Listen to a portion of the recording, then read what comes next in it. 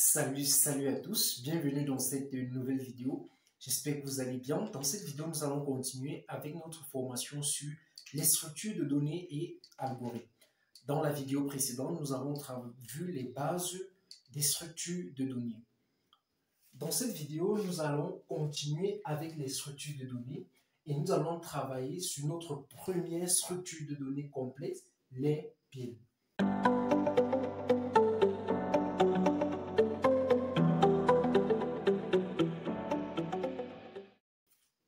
Déjà, si vous avez déjà eu à utiliser des logiciels tels que Photoshop, Blender, par exemple, sinon vous avez déjà eu à utiliser cette structure de données. Les piles, encore connues en anglais sous le nom de stack.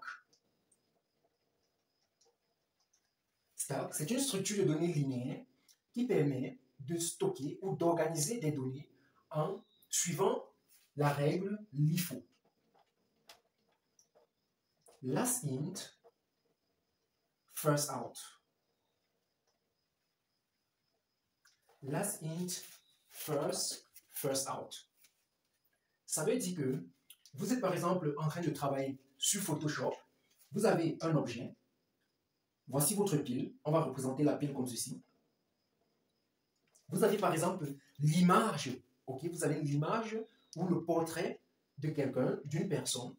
Ce que vous faites, vous allez par exemple ajouter un peu de teint, rendre un peu le teint sombre par exemple. Cette modification que vous venez de faire, ok, il y a une fonction qui va garder l'état de l'objet. Ok, ça va garder l'état de l'objet à cet instant. Donc, ça va mettre l'état ici, on va dire état 1. Ensuite, vous allez encore peut-être enlever les bordures, peut-être retracer les dimensions du visage. Ça, c'est l'état 2. Ensuite, vous allez peut-être modifier les yeux du portrait. Là, c'est état 3. Maintenant, vous vous rendez compte que non, vous ne voulez pas modifier les yeux. Ok, que vous avez commis une erreur lors de la modification, mais vous voulez retourner, donc annuler cet état. Ok, qu'est-ce que vous faites? Vous allez cliquer sur le bouton retour ou annuler. Ce qui va se passer, c'est que vous étiez à cet état. Ok, vous étiez à cet état. Ce qui va se passer, c'est que cet état va sortir de la pile et maintenant vous serrez ici. Donc vous êtes là, vous faites un retour. Cet objet, cet état sort de la pile et désormais vous êtes là.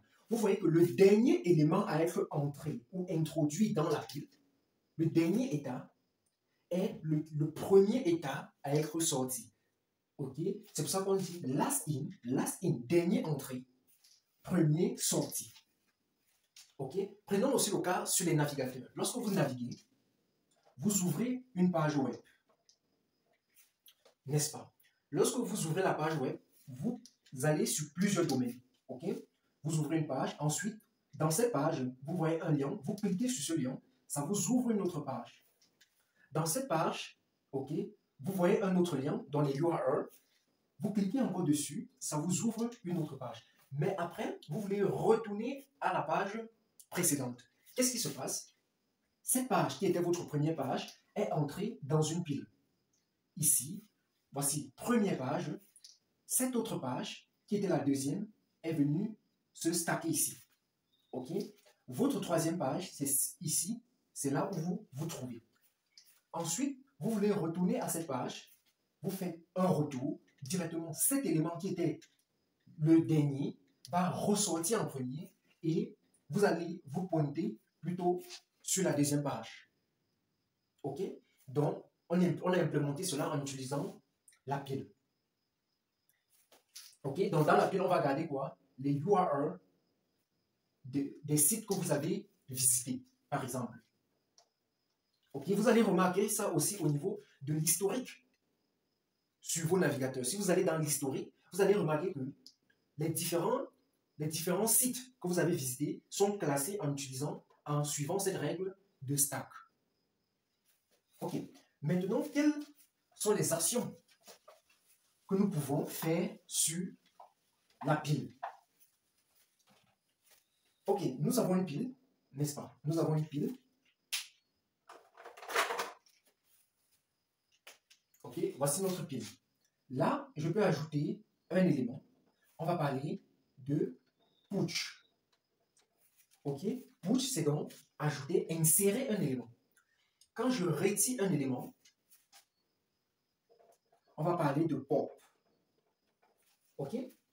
Maintenant, push, insérer un élément pour retirer un élément définitivement de la stack. Donc avec pop, on retire un élément définitivement de la stack. Qu'est-ce que ça veut dire? Donc, si j'ai ma stack, j'ai 1, 2, 3. Si j'applique un pop sur cette stack et que je réaffiche ma stack, alors ma stack sera plutôt comme ceci. Ok? Maintenant, si je veux connaître le dernier élément à être inséré dans ma stack, je vais créer par exemple une fonction que je vais appeler pick. Ok? On va utiliser une fonction qui va s'appeler pick.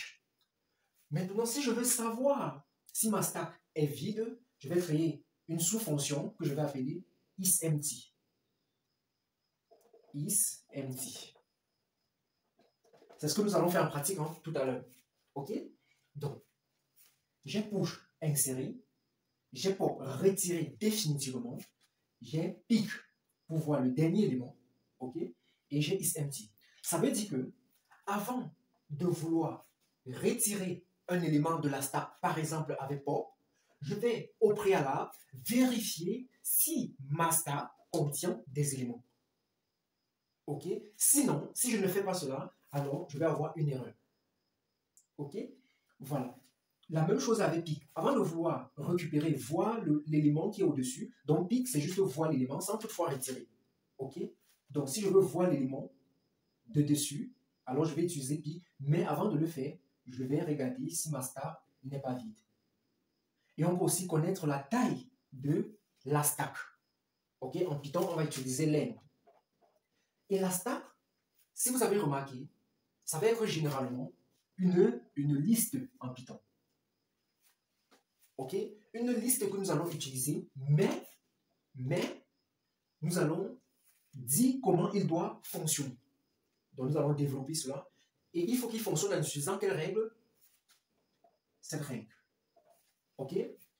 Last in, first out. Dernier entrée, premier sorti. Ok? Super. Maintenant, sûrement vous avez déjà entendu parler du site Stack Overflow. Ok? Stack Overflow. Sûrement vous êtes déjà allé sur ce site. Vous allez voir que le stack, c'est le même stack qu'on parle là. Donc, le domaine de ce site Stack Overflow vient de stack. Qu'est-ce que ça veut dire? Quand on crée une pile dans un logiciel, on peut allouer une certaine mémoire à cette pile. Ok? Et quand on insère des éléments dans la pile, si la mémoire allouée à cette pile a été épuisée, alors on va avoir une erreur Stack Overflow. Ok? La pile est surchargée. Donc c'est d'où vient ce nom Stack Overflow. Donc quand la mémoire allouée à la pile a été tout consommée ou utilisée, n'est-ce pas? Généralement, ça va être dans le cas où on appelle des fonctions récursives. Nous allons voir ça en pratique dans d'autres structures de données plus complexes. Okay? Ces structures de données seront utilisées dans d'autres structures de données plus complexes. Donc le mieux c'est de bien comprendre et de pratiquer. Et vous avez le livre avec les exercices. Okay? Si vous n'avez pas encore le livre, le lien est en description. Donc nous on voit dans la partie pratique où nous allons développer ou implémenter notre pile. Et déjà, je pense que si on vous donne un problème où il faut utiliser la structure de données pile pour résoudre le problème, vous allez savoir. Ok? J'ai pris plusieurs exemples, n'est-ce pas? Donc, tant que, par exemple, dans les jeux vidéo, prenons les jeux vidéo, imaginons que vous développez un jeu vidéo et que dans ce jeu vidéo, l'utilisateur peut faire des retours.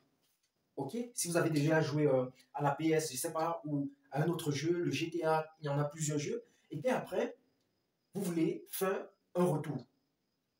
Ok? Ça veut dire que chaque état du déplacement de l'objet est stocké, l'identifiant de cet état est stocké dans une pile. ok, ce qui vous permet de faire un retour. Donc, on peut utiliser cette structure de données pour implémenter cette fonctionnalité de retour. Okay? Et la majorité des fonctionnalités de retour sur les applications utilisent la pile. Okay? Donc, nous revoit dans la prochaine partie.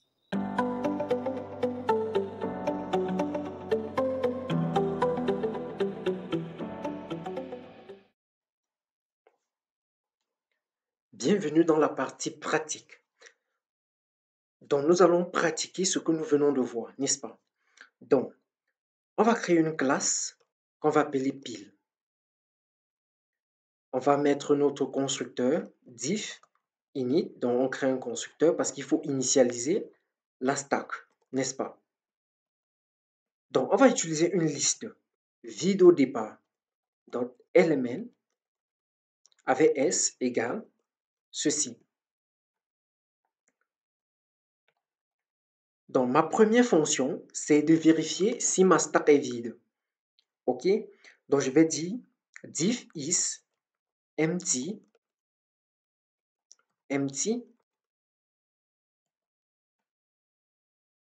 Pour vérifier si ma stack est vide, il suffit que je compare la longueur de ma stack à 0.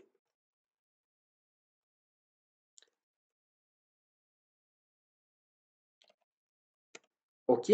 Donc, la longueur len surf.elements, ma stack, si c'est égal à 0, ça va me retourner vrai ou faux, donc un booléen. Ma deuxième méthode, c'est la méthode qui me permet d'insérer un élément dans la stack comme nous avons vu. Donc, il me faut donc l'élément à insérer, donc element sans S comme argument. Ça veut dire que chaque fois qu'on appelle push, il faut deux paramètres. Surf, l'objet en question dans la stack, et l'élément qu'on insère dans la stack. Donc, je vais dire surf.element.append element. OK? C'est une liste, n'est-ce pas? Maintenant, il me faut une fonction qui me permet de retirer définitivement un élément. Donc, je vais dire pop. Et là, je vais dire, il me faut vérifier d'abord si ma stack n'est pas vide, is empty. OK? C'est pour ça que je dis if not. Donc, si ce n'est pas vide, alors, qu'est-ce que je fais? Je fais return surf.element.pop. Tout simplement. Ensuite, il me faut une fonction ou bien une méthode, autant pour moi, permettant de savoir de savoir l'élément supérieur de ma stack. Pick. Comme nous avons vu en théorie,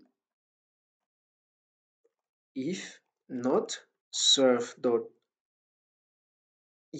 empty,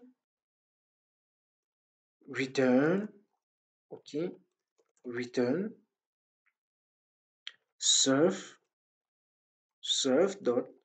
element, retirer le dernier élément d'une liste, soit c'est la longueur, l'index c'est la longueur moins 1, soit c'est juste moins 1. OK, moins 1 c'est le dernier élément. Donc voici, vous pouvez faire soit la longueur moins 1 ou bien directement savoir que moins 1 c'est le dernier élément d'une liste. OK, nous avons fini avec nos méthodes. Donc, passons à la pratique. Donc, je vais intensifier cela.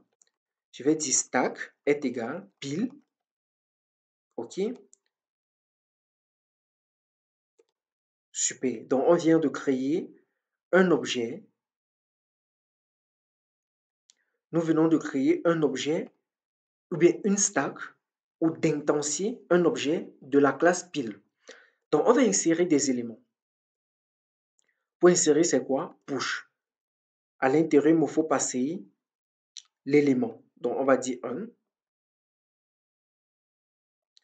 Et là, ici, je vais mettre 2. ensuite 3 et enfin 4. Là, je vais afficher ma stack. Print stack point élément avec S. OK, pour avoir la liste. Maintenant, print stack, je vais enlever le dernier élément. Pop définitivement. Et quand j'enlève, je vais faire aussi print pour voir l'élément supérieur maintenant. Pic. Je vais réafficher ma stack, ou bien je vais d'abord vérifier si ma stack est vide. Stack dot is empty. OK? Et enfin, je réaffiche ma stack.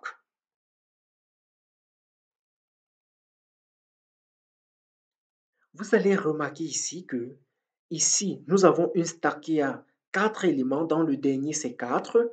Quand je fais pop, l'élément 4 doit sortir définitivement de ma stack. Quand je fais pick, ça va me renvoyer plutôt 3 parce que 4 n'est plus dans la stack. Quand je vais faire isEmpty, ça va me retourner false parce que ma stack n'est pas vide. Donc, quand je vais réafficher ma stack, ça va m'afficher 3, 2 et 1. 4 ne sera plus dans la stack. Donc, exécutons. Voilà, le code s'est très bien exécuté. Au départ, ma stack c'est 1, 2, 3, 4. 4 est le dernier élément. Quand je fais pop, 4 sort de ma stack.